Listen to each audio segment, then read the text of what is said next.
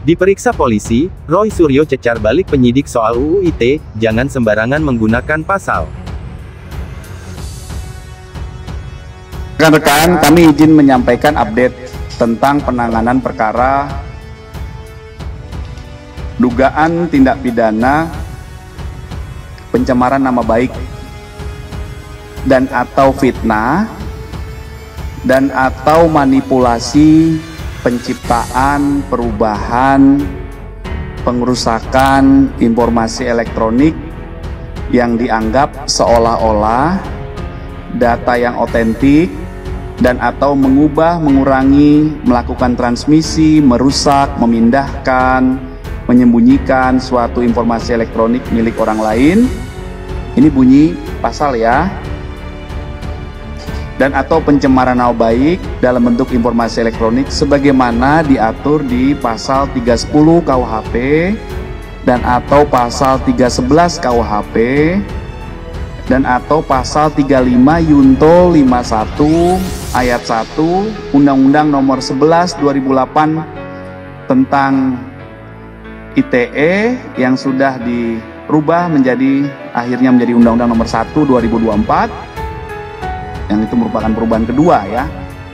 90% lebih, hampir 100% pertanyaan-pertanyaan yang disampaikan oleh penyidik sama sekali tidak ada kaitannya dengan peristiwa tanggal 26 Maret 2025 di Jakarta Selatan ya.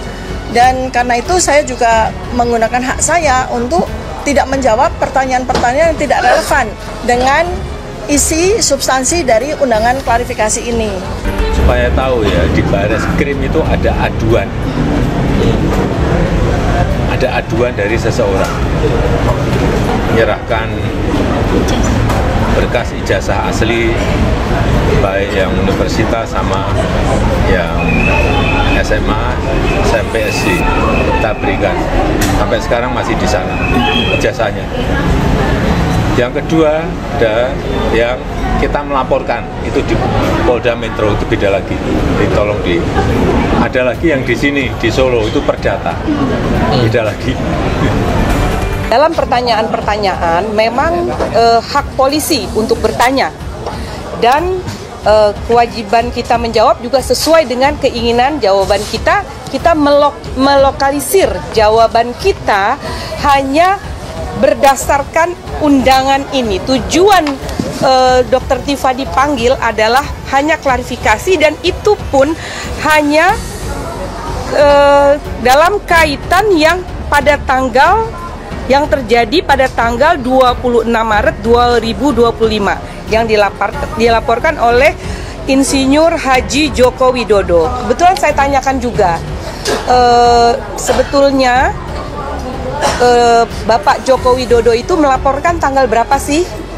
Beliau mengatakan, pihak penyidik menyatakan tanggal 30 Maret 2025. 30 April 2025. Ya, 30 April 2025. Terhadap apa? Pelaporannya terhadap peristiwa.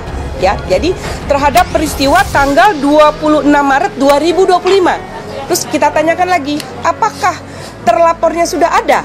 Ternyata pihak penyidik menyatakan belum ada. Sehingga dalam kaitan itulah maka diundanglah Bapak Roy Suryo, Ibu Dr. Tifa ya, diundang dalam kaitan sebetulnya bagaimana akan mencari terlapornya kan. Mudah-mudahan Dr. Tifa dan Roy Suryo tidak termasuk bagian dari yang terlapor. Karena memang pada peristiwa yang sesungguhnya dalam laporan itu Dr. Tifa dan Roy Suryo sebenarnya tidak ada dalam kaitan tanggal 26 Maret 2026 itu. Jadi ini clear banget ya. Ini clear banget. Jadi LP itu ada pelapornya, tapi lucunya nggak ada terlapor. Sekali lagi ya, tidak ada nama terlapor. Jadi untuk para kuasa hukum yang kemarin sudah nyebut-nyebut nama inisial dan itu ya, hentikan tindakan-tindakan seperti itu tidak bagus ya untuk masyarakat. Karena ternyata tidak ada terlapornya. Jadi kalau tidak ada terlapornya saya nggak perlu jawab. Karena kalau saya menjawab, jangan-jangan saya nanti jadi saksi. Kalau jadi saksi dan saudara yang terlapor itu adalah saksi saudara saya, ya saya nggak boleh jadi saksi. Atau misalnya yang terlapor itu adalah untuk pribadi. Loh, saya malah nggak boleh lagi. itu untuk menjawab seperti itu daripada itu mubazir, ya. Lebih baik dari awal saya tanyakan terlapornya mana. Ya, ketika tidak ada terlapornya, ya sudah, saya senyum saja. Penyidik juga ngerti, ya Pak, nggak ada terlapornya, kita masukin. Nah, yang kedua adalah lokus dan tempusnya sudah jelas banget, ya. Terjadi di Jakarta Selatan, nggak ada Rabunya, tapi tanggal 26 Maret 2025. Udah, sepanjang tidak ada pertanyaan soal itu, ya nggak perlu kita jawab, ya, karena itu pertanyaannya menyangkut soal itu. Jadi perlu kami sampaikan rekan-rekan bahwa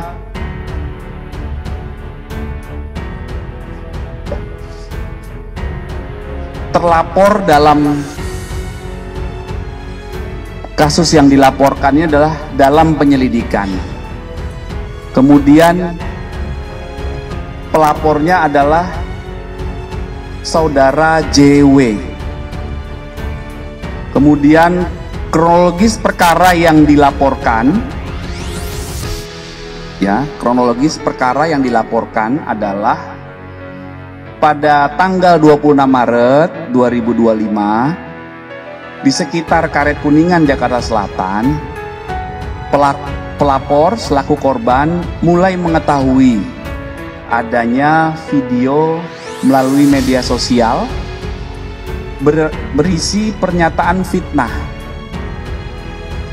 dan pencemaran nama baik dengan pernyataan ijazah palsu S1 dari sebuah universitas milik pelapor atau korban, yang selanjutnya pelapor meminta kepada ADC atau ajudannya dan kuasa hukum untuk mengumpulkan bukti-bukti dari berbagai media sosial dan mengingatkan kepada pihak yang membuat pernyataan dan konten berisi fitnah dan pencemaran nama baik tersebut sebagaimana yang dinyatakan diantaranya oleh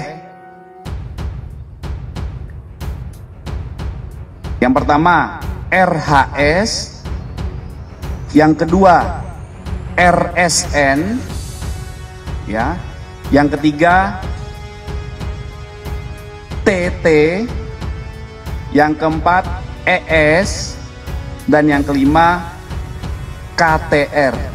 Kemudian yang paling penting lagi, saya juga mempertanyakan, ini kan ada pasal, ya, di samping pasal 311, 310, 27 ayat A, ada juga pasal yang mau dimasukkan ke dalamnya, ya, pasal yang diselundupkan, saya nggak tahu menyelundupkan siapa, ya gitu. Itu pasal 32 dan 35 Undang-Undang ITE.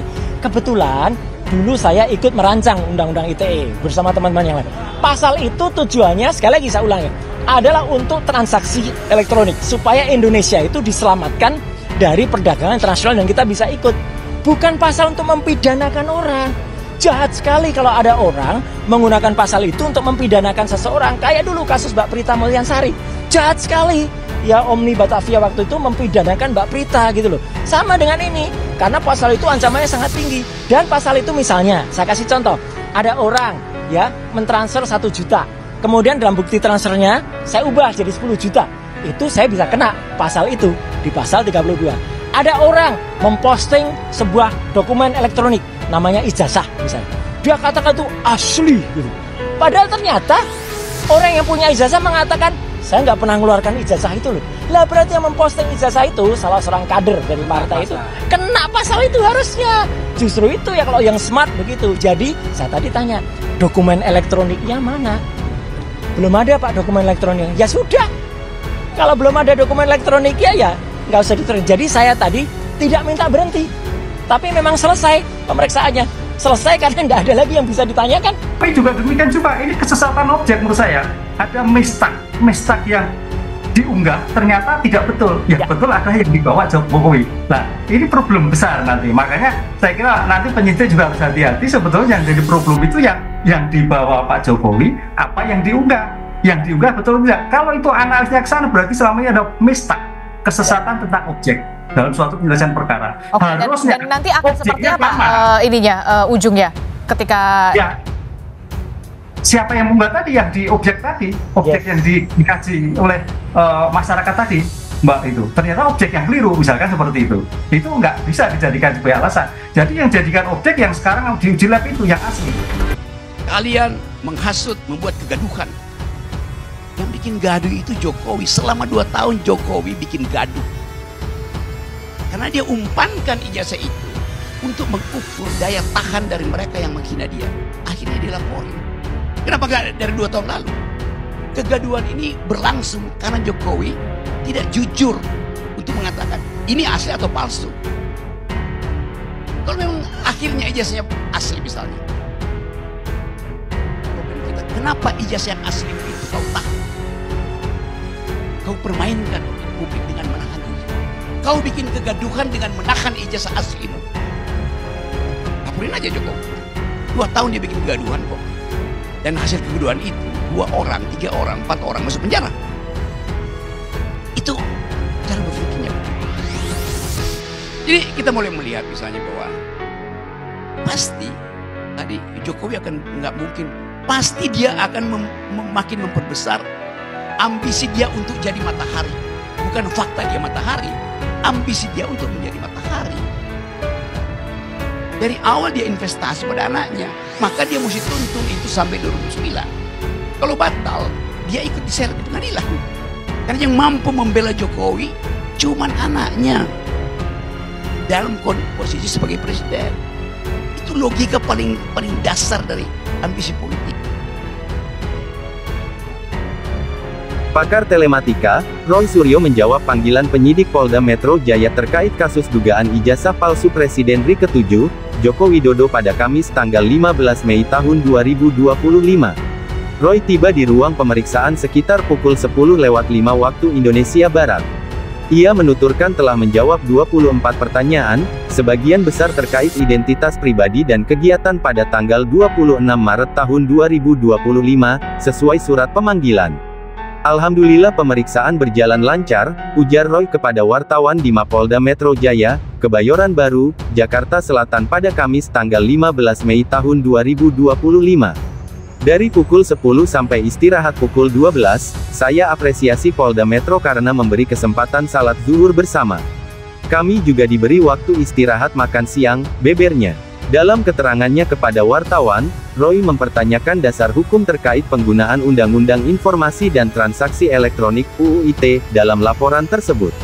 Ia menyoroti tidak adanya barang bukti berupa dokumen elektronik dalam pasal tersebut yang digunakan. Barang elektroniknya tidak ada. Saya tadi tanya, mana dokumen yang dilaporkan? Nggak ada, Pak. Kalau nggak ada, ya gimana?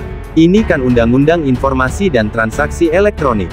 Pasal 5 ayat 1-nya mengharuskan adanya dokumen elektronik, ujar Roy.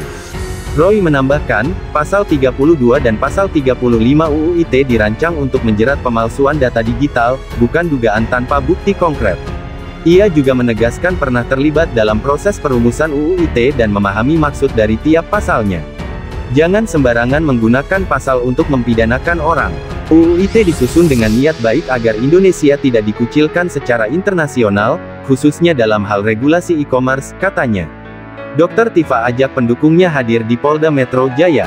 Tak hanya Roy Suryo, Dr. Tifa dan Rismon Sianipar sebagai salah satu terlapor dalam kasus dugaan ijazah palsu Presiden RI ke-7, Joko Widodo juga dipanggil penyidik Polda Metro Jaya pada Kamis tanggal 15 Mei tahun 2025. Terkait hal tersebut, Dr. Tifa menyampaikan akan menjawab panggilan penyidik. Dirinya pun mengungkapkan akan membawa sejumlah bukti. Hal itu disampaikan Dr. Tifa lewat status Twitter atau X miliknya @drtifa pada Rabu tanggal 14 Mei tahun 2025. Dalam postingannya, awalnya Dr. Tifa menyampaikan pernyataannya soal ijazah Jokowi yang palsu itu senyatanya berdasarkan keilmuan yang dimilikinya. Sebagai seorang ilmuwan, sudah menjadi kewajiban dirinya, Roy Suryo dan Rismon Sianipar mencari kebenaran. Apalagi diketahui, adanya kejanggalan, ketidakcocokan data. Kami menjalankan tugas kami sebagai ilmuwan, menggunakan ilmu dalam ranah yang kami punya, untuk menegakkan kebenaran dengan ilmu yang kami miliki, sebagai tugas dari Allah kepada semua ilmuwan, tulis Dr. Tifa pada Rabu tanggal 14 Mei tahun 2025. Naluri, intuisi, dan sifat alami yang dimiliki setiap ilmuwan, menjadikan setiap ilmuwan peka dan waspada terhadap hal yang ganjil, kesan yang tidak presisi, situasi yang tidak tepat, data yang tidak cocok, dan kesenjangan gap antara ruang, waktu, orang, peristiwa, teks, dan konteks, jelasnya. Dan ketika setiap hal tersebut di atas ada, maka tugas ilmuwan katanya untuk menduga, menghipotesis, menelaah, meneliti, menganalisis, mensintesis, memetasintesis, mengelaborasi, mengobservasi, mengkomparasi semua data, sehingga menghasilkan sebuah simpulan. Apa yang kami, saya Dr. Tifa, Dr. Roy Suryo, Dr. Rismon Sianipar lakukan, adalah menjalankan tugas kami sebagai ilmuwan, dan pekerjaan kami masih jauh, ungkap Dr. Tifa. Kepada siapa kami lakukan semua ini? Kepada Tuhan, kepada kebenaran, kepada bangsa dan negara, kepada rakyat, kepada seluruh umat manusia, tegasnya. Dijelaskannya, dalam ranah ilmiah, semua nomena dan fenomena, subjek dan objek diperlakukan sama secara rasional dan objektif, bebas nilai, apalagi emosional. Jadi, ketika pekerjaan ilmiah sedang dilakukan, tentu saja sangat tidak tepat kemudian seseorang merasa terhina dan direndahkan. Sebab data, selain bebas nilai, juga tampil apa adanya. Data yang natural, tidak mengalami manipulasi, tampil bersih dan telanjang, ungkap Dr. Tifa. Jadi, insya Allah, dengan izin Allah kami hadir ke Polda Metro Jaya hari Kamis, tanggal 15 Mei tahun 2025 pukul 9. Dengan membawa niat, akal, dan ilmu yang bersih dan suci. Bismillah. Silakan jika para sahabat ingin membersamai kami. Kami tunggu.